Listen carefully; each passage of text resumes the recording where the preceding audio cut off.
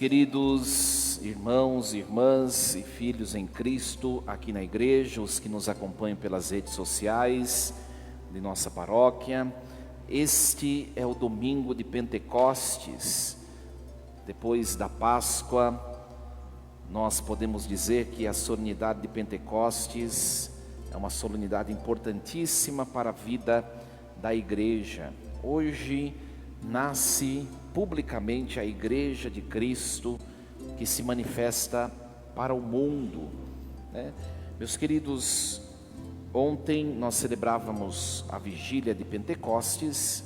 Quem aqui esteve, teve a oportunidade de contemplar ontem de onde nasceu essa festa tão bonita que o cristianismo herdou do judaísmo. E é bem verdade que nós herdamos do judaísmo duas festas. A primeira delas é a Páscoa e a segunda é o que nós estamos a celebrar, o Pentecostes, né? Nós celebramos a Páscoa e o Pentecostes, mas não na mesma significação dos judeus. A Páscoa e o Pentecostes para os judeus tem outro significado. Então, por que nós copiamos este nome? A gente precisa entender um pouco isso. Ontem, na homilia, eu explorava bastante essa temática. O que um judeu comemora no evento da Páscoa? Quem sabe? O que um judeu comemora na Páscoa? A libertação do povo hebreu do Egito. Lembra quando o povo estava escravo no Egito e guiado por Moisés, na presença de Deus, o povo consegue sair fora do Egito, fugir dos egípcios com mão forte, passam o Mar Vermelho a pé enxuto. Este êxodo, essa passagem, Pessá, a Páscoa, é o motivo da comemoração judaica. E nós, cristãos, por que roubamos este nome? Porque para nós a Páscoa é o mistério da paixão, morte e ressurreição de Jesus.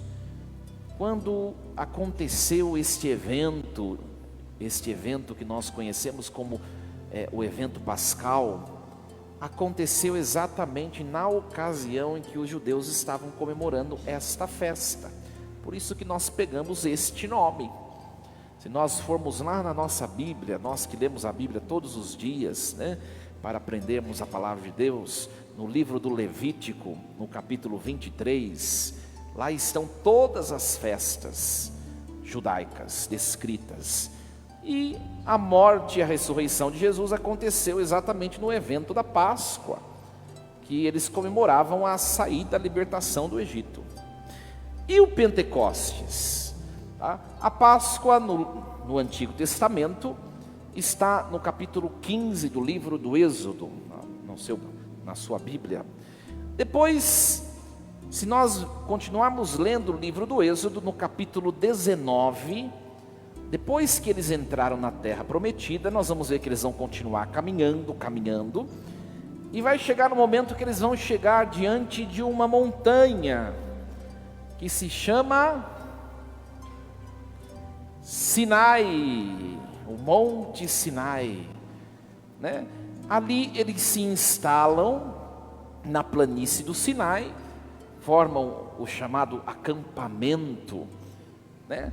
E um certo dia Moisés, por ordem de Deus, sobe a montanha e ele recebe uma ordem de Deus: Moisés, você subiu até aqui, mas vai lá para baixo de novo, desça e vai dizer ao povo que se o povo permanecer na minha aliança, eu vou fazer uma obra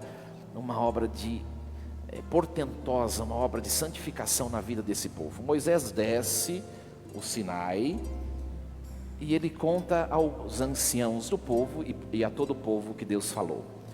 Ao terceiro dia depois desse acontecimento, daí vem a palavra tríduo. Já ouviram essa palavra? De onde veio? Invenção da igreja? Não, vem do texto do livro do Êxodo, no capítulo 19. Foram 3 dias Depois de ouvir a palavra de Deus, eles se prepararam, e ao terceiro dia acontece um evento teofânico. O Monte Sinai começa a ficar fumegante, acontece um tremor no Monte Sinai, como que se fosse um terremoto. A nuvem que estava cobrindo aquele lugar abaixa, e começa a espalhar uma fumaça, um vento forte, e o tremor continua, e o povo que estava escondido no acampamento sai para fora. Sabe, gente curiosa igual a gente, né? Você ouve um barulho na rua, você já quer sair para saber o que é, né? O povo saiu do acampamento e contemplou esse evento teofânico. Era Deus, não era um evento natural, era Deus. Moisés sobe no Monte Sinai e recebe de Deus o quê? As tábuas da lei. Olha, este é o evento de Pentecostes para os judeus, né? 7 semanas depois da Páscoa, ou seja, 7 semanas dá quantos dias? 50, dá 49, né? Mais 50, muito bem. 50 dias depois eles recebem de Deus. Então os judeus comemoram o evento de Pentecostes, que é a recepção da tábua da lei. Agora nós vamos lá em Jesus Cristo. Jesus morreu e ressuscitou na comemoração judaica da Páscoa. E ele, 40 dias depois, ele sobe aos céus. 10 dias depois, ou seja, 7 semanas, 50 dias depois da Páscoa, na ocasião do Pentecostes judaico, acontece a efusão do Espírito Santo. Por isso que nós roubamos este nome dos judeus, e nós vinculamos o Pentecostes não mais à inscrição de leis em pedras, mas agora o Espírito Santo que desce, ele inscreve a lei do amor de Deus, da pertença de Deus nos corações dos seus discípulos, que é isso que nós celebramos. Por isso que nós ouvimos esse texto dos Atos dos Apóstolos hoje. É a mesma coisa. Você vai ver que quem escreve os Atos dos Apóstolos é o evangelista Lucas. Lucas parece que está escrevendo o evento de Pentecostes, 50 dias depois da Páscoa. Parece que ele está reescrevendo o livro do Êxodo no capítulo 19. Depois vocês leiam o capítulo 19 de Êxodo e os Atos dos Apóstolos capítulo 2, que é o que nós ouvimos hoje. Quando chegou o dia de Pentecostes, os discípulos estavam reunidos no mesmo lugar. Onde estavam os discípulos? No cenáculo, preso. Por isso que a igreja põe o evangelho de hoje, né? Esse evangelho que foi lido hoje, ele é o mesmo evangelho do segundo domingo da Páscoa. Nós já ouvimos faz poucos domingos esse evangelho. Aconteceu no dia de Páscoa. Ao anoitecer daquele dia, o primeiro da semana, eles estavam fechados, as portas estavam fechadas por medo dos judeus, ou seja, os discípulos, e agora acompanhados da Virgem Maria, eles estavam presos lá no cenáculo. O cenáculo era uma casa, era uma sala, uma casa de 2 andares, no andar de cima tinha uma sala, que era o cenáculo. Eles se trancaram ali. E aí o que acontece? O texto dos Atos dos Apóstolos nos diz: de repente veio do céu um barulho, como se fosse uma forte ventania. Consegue associar ao livro do Êxodo, lá em Moisés? Encheu a casa onde eles se encontravam. Então apareceram línguas de fogo, ou seja, um monte que chameja, que fumega, que se repartiram e pousaram sobre cada um deles. Todos ficaram cheios do Espírito Santo, e as portas se abrem, eles saem do cenáculo. Lembra lá no livro do Êxodo, o acampamento, o povo sai para ver o que está a acontecer. Aqui também no cenáculo eles saem, as portas se abrem e eles saem, e junto deles se unem pessoas vindas de todos os lugares, diz o texto. Então nós vemos que o Pentecostes acontece, esse novo Pentecostes acontece como o aperfeiçoamento do primeiro Pentecostes. E aqui nós vamos perceber, de fato, qual é o sinal daqueles que pertencem, ou que têm pertença ao Espírito Santo. É isso que é o mais importante para nós nessa noite. Eles ficaram cheios do Espírito Santo. Primeira coisa, o texto dos Atos dos Apóstolos começa assim: quando chegou o dia de Pentecostes, os discípulos estavam reunidos no mesmo lugar. Deus não age na dispersão. É a primeira coisa que a gente precisa aprender dessa experiência do Pentecostes. Tem muita gente que diz assim, né? Diz não precisar da igreja para ter comunhão com Deus. O texto bíblico é claro em dizer que por estarem reunidos no mesmo lugar, Deus ali pôde se fazer presente, se mostrar. A igreja é necessária para a experiência profunda com Deus. O que mais esse texto nos ensina? Que eles passaram de uma realidade a outra. Qual é a diferença desses apóstolos antes do Pentecostes e depois do Pentecostes? O que eles eram que eles deixaram de ser? Homens amedrontados, homens covardes, homens medrosos, homens desanimados. Lembram os discípulos de Emaús desanimados? Homens murmuradores. Lembra a figura de Tomé que reclama o ressuscitado? Tudo isso ficou para trás. O Pentecostes se tornou um divisor de águas, de tal maneira que é uma informação importante para nós. Aqueles que pertencem ou que possuem a ação do Espírito Santo não são mais medrosos, desanimados, covardes, omissos. E quantas vezes nós percebemos isso em nós? Pois é, falta de rezar, falta do Espírito Santo. Se não tem essa transposição de uma realidade em que nós nos limitamos à nossa fragilidade para uma realidade de coragem, aí não tem Deus. Não tem Deus.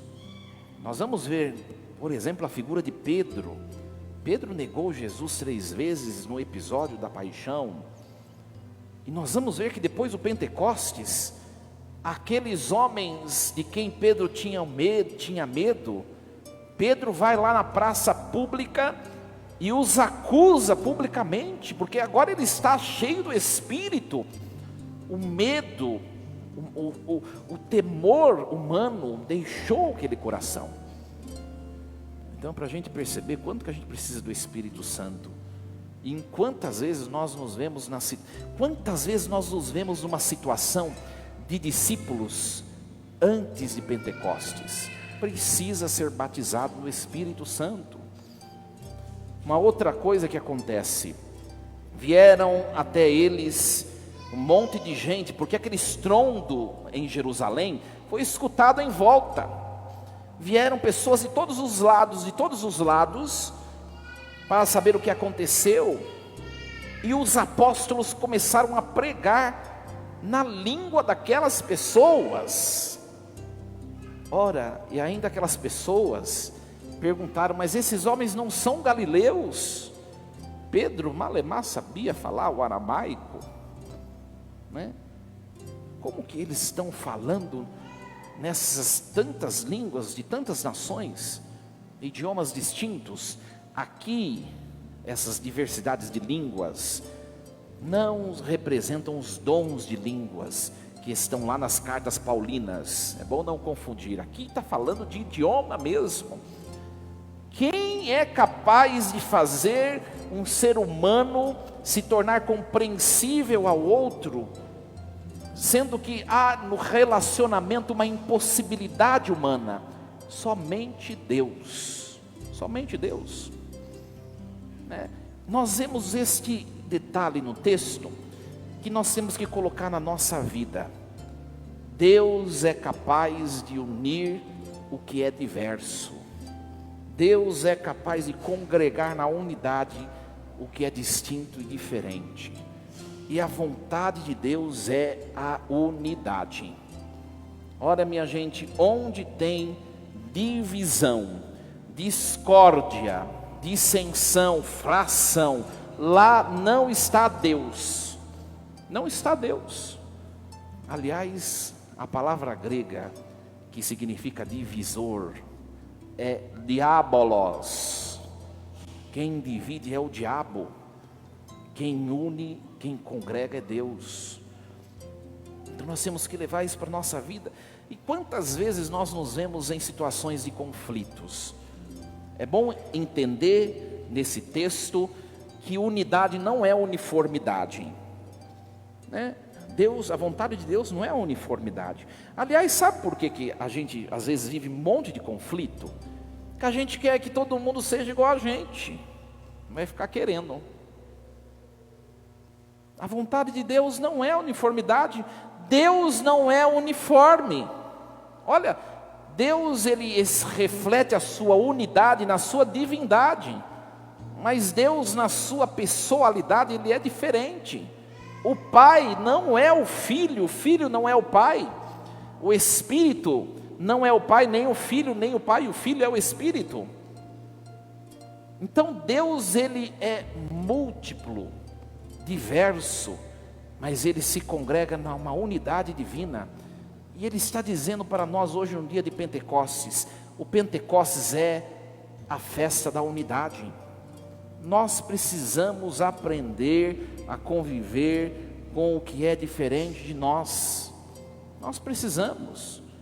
Nas nossas relações, como isso é um desafio, e só quem é detentor da ação do Espírito consegue. Nós vemos na igreja muitas vezes, né, o carecer da ação do Espírito Santo. Quantas vezes no seio da comunidade, tantas implicâncias, divisões. Ah, mas tal pessoa é daquele jeito, não sei. Ela é assim, você não é como ela. Quem está certo? Ninguém. Use o que tem nessa pessoa para crescer algo em você. Ela nunca vai ser você e você nunca vai ser ela. Olha, minha gente, vieram povos distintos. O texto dos Atos dos Apóstolos, nós ouvimos, veio gente da Mesopotâmia, da Judéia, da Capadócia, eram pardos, medos, elamitas, pessoas do Ponto, da Ásia, da Frígia, da Panfília, do Egito, da Líbia, de Cirene, de Roma, eram judeus, prosélitos, cretenses, árabes. Olha quanta coisa. O padre deu rapidinho, hein? Ó. Pois é. Tinham a mesma cultura essas pessoas? Não. Falavam a mesma língua? Não. Tinham os mesmos hábitos? Não. Tinham os mesmos valores? Não. Não eram judeus todos. Mas o Espírito Santo pôde congregar todos numa única compreensão, na unidade. Onde não há essa unidade, precisa parar e rezar, porque ali não está Deus. Não está Deus. Eu sempre falo, quando eu vou falar para os casais, né, no momento de conflito, que conflito faz parte de relacionamento interpessoal, isso é natural. O que não faz parte é o que nós fazemos no ato de conflito. Para e reza, depois retoma no diálogo, na caridade, né? Quantas vezes a gente se vê em confusão dentro de casa, sobretudo, é o mesmo motivo. Sabe a situação que a gente briga pelo motivo, dali um mês está brigando pelo mesmo motivo? Sabe como chama isso? Burrice. Porque até mesmo um animal racional, se percebe que uma coisa é ruim, no dia seguinte ele não vai fazer, né? Não vai fazer isso. Mas se você, por exemplo, vier um cachorro lá de rua que vem na sua casa pedindo comida e você taca água nele, no dia seguinte ele vai na sua vizinha. Mais inteligente que você, às vezes, que fica brigando, conflito pelos mesmos motivos, não pensa. Para, dialoga, vamos conversar, vamos resolver isso. Olha, isso está me incomodando, isso. E você, o que incomoda que eu tenho em mim, em você? Ah, isso. Como vamos fazer para edificar o nosso relacionamento? É muito mais simples e muito mais fácil, às vezes, nós nos distanciarmos da pessoa. Cada um para o seu canto, né? Não quero nem saber. Olha, eu vou dizer uma coisa, no dia do juízo, vai ficar preso na catraca enquanto não abraçar e dizer eu te amo para essa pessoa. Eu não vou fazer, vai ficar preso na catraca. No céu não habita a dissensão, não habita. E hoje, minha gente, eu não sei se vocês sabem, mas hoje nós comemoramos o nascimento público da Igreja de Cristo. Hoje nós podíamos dizer que hoje é o aniversário da Igreja Católica. Por quê? Porque ela foi gerada no lado de Cristo, no ventre de Cristo, e ela nasceu neste dia de Pentecostes.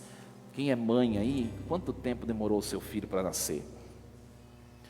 9 meses. Tem uns que são apressados, né? Mas geralmente 9 meses. E quanto tempo demorou a igreja para nascer? Quem sabe?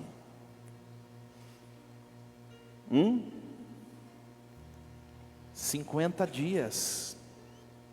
Quando a gente canta parabéns, a gente comemora o nascimento, não a concepção, não é? Pois é, a igreja ela foi concebida no evento da Páscoa, né?